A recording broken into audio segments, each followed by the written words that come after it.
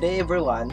Today, I gonna give some information about digital safety and security, its activities, and technological impacts that affects organizations and departments. First is what are the concepts of intrusion triangle and how the information security and protection from unauthorized access, use, disclosure, disruption, modification, and destruction. The intrusion triangle is a model used in information security to explain how an attacker gains unauthorized access to a system or network. The model suggests that there are three main components required for a successful cyber attack, which are motive, means, and opportunity. First, let us talk about motive. Motive is to protect sensitive data and prevent unauthorized access by implementing access controls and data classification policies. Regular security awareness training can also help prevent employees from sharing sensitive information. The second is the means. Implement strong password policies and regular software updates. Network segmentation can also help prevent the spread of malware. Regular vulnerability assessments and penetration testing can help identify potential weaknesses and address them before they can be exploited by attackers. And the last is opportunity. Implement a strong security culture within the organization with regular security training and awareness programs. Regular security audits and risk assessments can help identify potential vulnerabilities and address them before they can be exploited by attackers. Regular security testing and vulnerability scanning can also help identify potential weaknesses and address them before they can be exploited by attackers. Next, I will give you 10 terminology about security or 10 security terminology and the relationship and interaction of each digital safety and security terminology to information management system. The relationship and interaction of digital safety and security terminology to information management systems can be summarized as follows. First is cybersecurity. What is cybersecurity? When we say cybersecurity, this refers to measures taken to protect digital systems, networks, and data from unauthorized access, theft, or damage.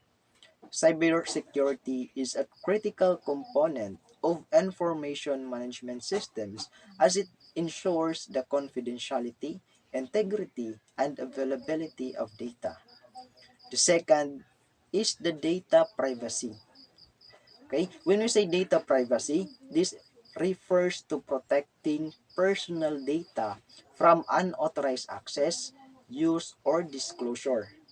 Data privacy is essential in information management systems as it ensures that sensitive information is handled appropriately and in compliance with relevant laws and policies. The third one is the access control. When we say access control, it refers to the process of regulating access to digital systems and data based on predefined security policies. Access control ensures that only authorized personnel can access sensitive information and prevents unauthorized access or data breaches. Okay? So that is access control. Next is we have encryption. When we say encryption, this refers to the process of converting plain text data into a form that cannot be read without a decryption key. Encryption ensures that sensitive data remains confidential and prevents unauthorized access or data theft during transmission or storage. Okay, that is the importance of encryption. Next is again give to you is firewall.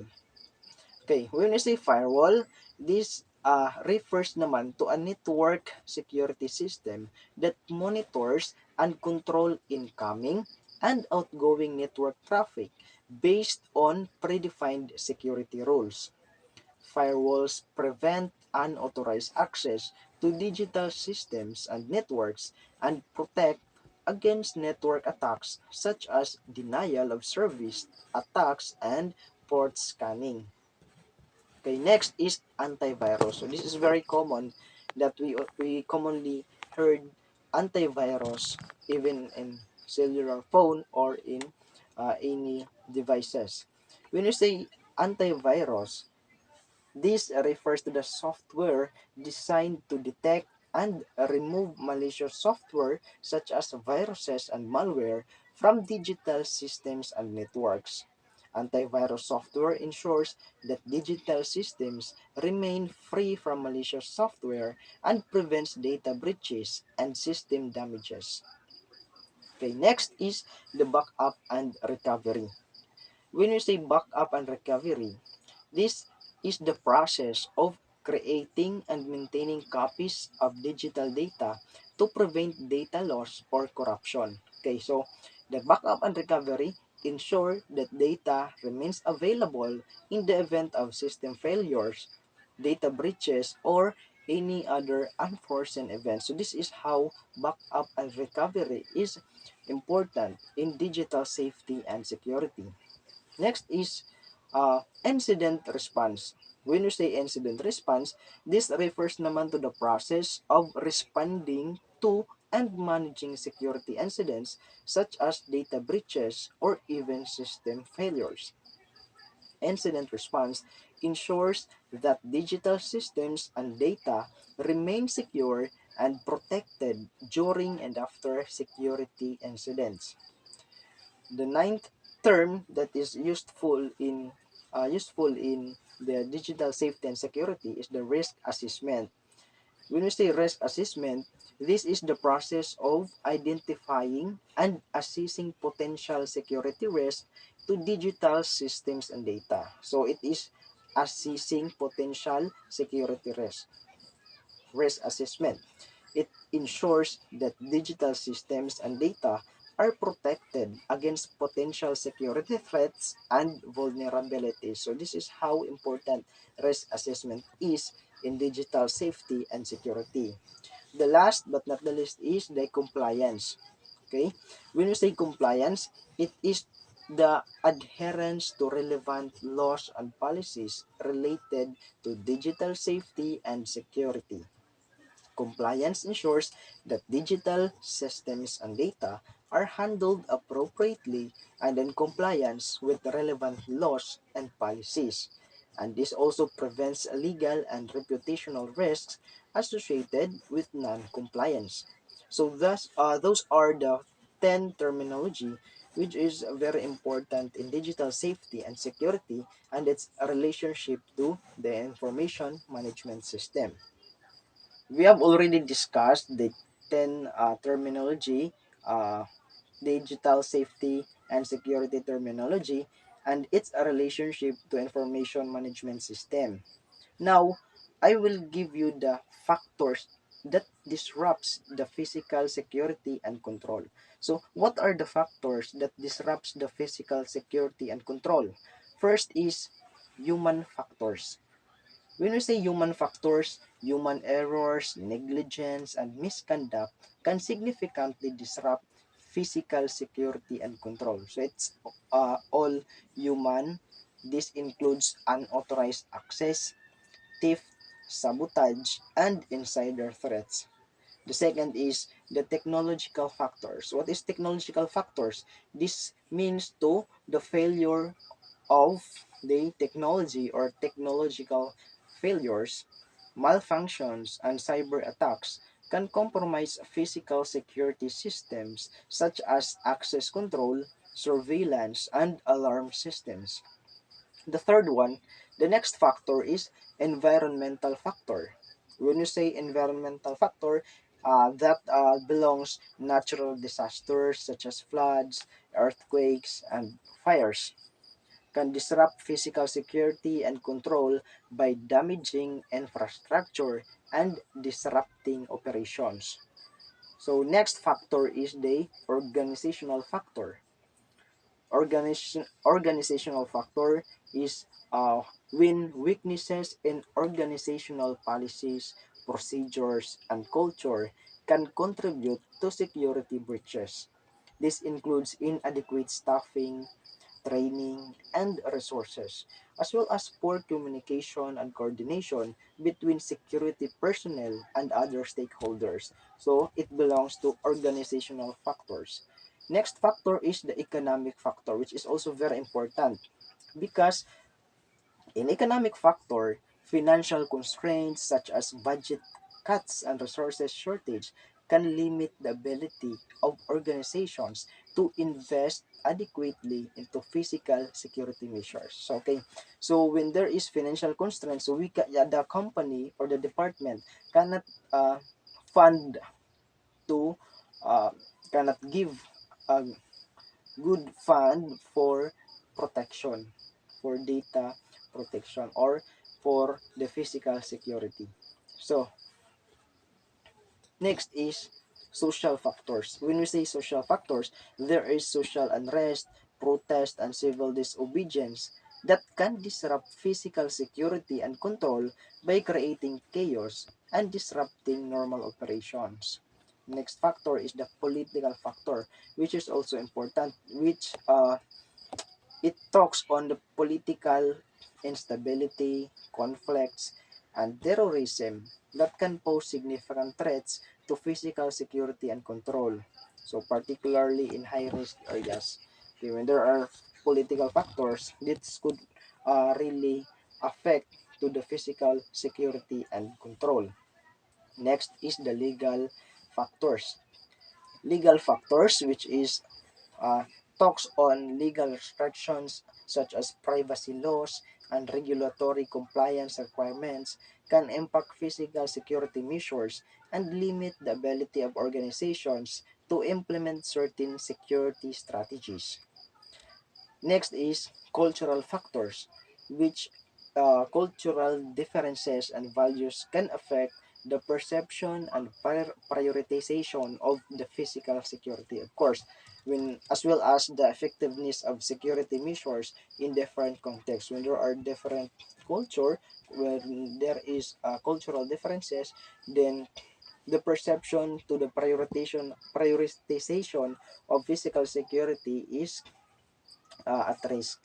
And the last factor that I gonna mention is the time factor, which is also important since time constraints such as emergencies, deadlines, and operational demands can impact the ability of organizations to respond effectively to security incidents and maintain control in high pressure situations. So this also play a very important role, the time factor, which can affect the physical security and control.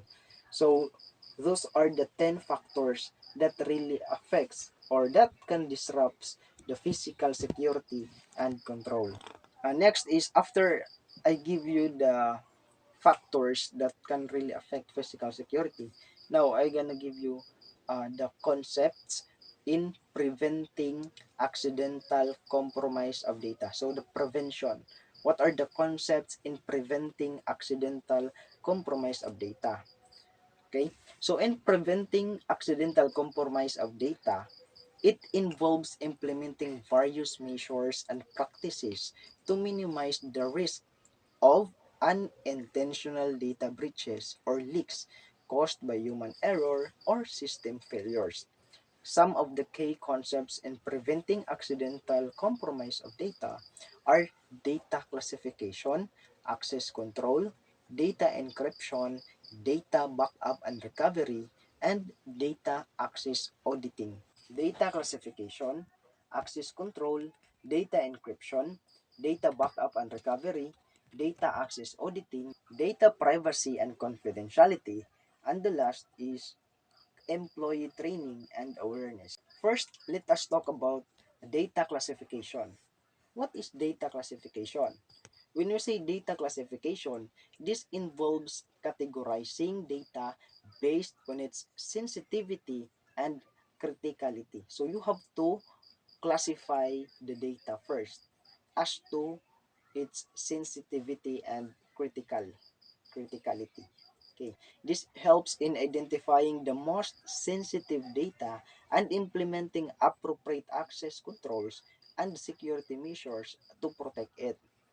Data classification helps in determining the appropriate level of protection for each type of data and ensuring that data is not overprotected or unprotected. This reduces the risk of accidental compromise of data by ensuring that only authorized personnel have access to sensitive data. Next is the access control.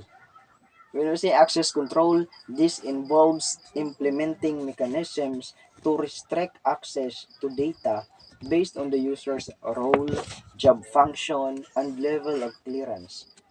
Access control can be implemented using various methods such as passwords, biometrics, authentication, smart cards, and multi-factor authentication. So those helps in uh, access control, which ensures that only authorized personnel have access to sensitive data, reducing the risk of accidental compromise of data caused by unauthorized access. So there is access control.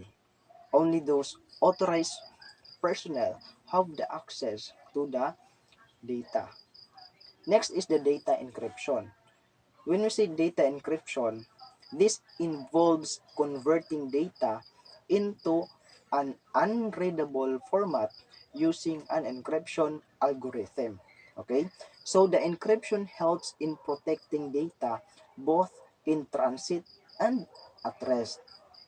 This ensures that even if the data is compromised, it cannot be read without the decryption key. So this is how data encryption is important. This reduces the risk of accidental compromise of data caused by data theft or interception. Next is data backup and recovery. From the word backup and recovery, this involves creating regular backups of data and implementing a disaster recovery plan, okay, that ensure that the data can be restored in the event of a data loss or corruption. So, when if in case the data is corrupted or the data has been lost, then the date if you have that data backup and recovery, then you can have it back, okay, or you can have at least a file copy of that. This helps in preventing accidental compromise of data caused by system failures, human errors, or natural disasters. Regular backups also help in ensuring that data is not lost permanently. Okay, this is how important data backup and recovery. This also reduces the risk of data loss and data breaches. Next is the data access auditing. What is data access auditing? This involves monitoring and logging all access to data, including the failed login attempts, the successful logins, and the data access request. So this is audited, and this helps in identifying any suspicious activity or unauthorized access attempts that allowing for prompt action to be taken to prevent accidental compromise of data. Data access auditing also helps in identifying any weaknesses in access control mechanisms and implementing appropriate corrective action. So this is how it works. Okay. Next is the data privacy and confidentiality. From the word privacy and confidentiality, it involves implementing measures to protect data from unauthorized disclosure or use. This includes implementing data masking, data anonymization, and data pseudonymization, which are the techniques to protect sensitive data from accidental compromise caused by data leaks or data breaches. Data privacy and confidentiality also involve implementing data retention policies to ensure that data is not retained for longer than necessary. Okay, the reducing the risk of accidental compromise of data caused by data hoarding or data proliferation. The last is the employee training and awareness. Okay, uh, how to prevent. Okay, the last but not the least is employee training and awareness. This involves educating employees on data security best practices, including password hygiene, phishing awareness, and secure data handling procedures. So this is very important. You have to train your employee about this uh, data privacy, about how to handle data. This helps in preventing accidental compromise of data caused by human errors such as clicking on phishing emails or misplacing sensitive data. Employee training and awareness also help in promoting a culture of data security and data privacy, thus reducing the risk of accidental compromise of data caused by negligence or carelessness. So this is very important, the employee training on how to handle data. Okay? In summary, preventing accidental compromise of data involves implementing a holistic approach. We are now talking on the holistic approach that combines data classification, access control, data encryption, data backup and recovery, data access auditing, data privacy and confidentiality, and employee training and awareness. This helps in minimizing the risk of accidental compromise of data caused by human errors, system failures, or malicious attacks, ensuring the confidentiality, integrity, and availability of data. Lastly, we're gonna talk about how to avoid accident in compromised data.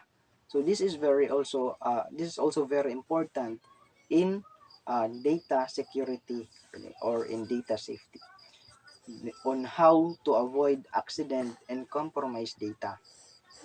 Compromised data refers to sensitive information that has been accessed or stolen by unauthorized individuals.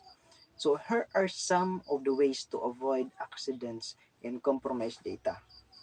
How to avoid? First, conduct a regular security audits, meaning regularly audit your systems and networks to identify any vulnerabilities or weaknesses that could potentially lead to a data breach. So there should be always a regular audit. This will help you proactively address any issues before they become major problems. So there is that regular audit of systems. Next, we have implement access controls.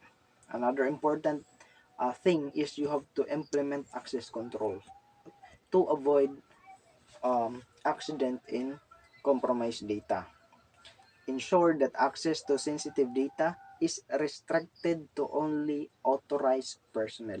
So only authorized personnel have the access of the data, and use strong passwords, multi-factor authentication, and even rule-based access control to prevent unauthorized access. So strong password is also recommended or suggested to at least implement access control.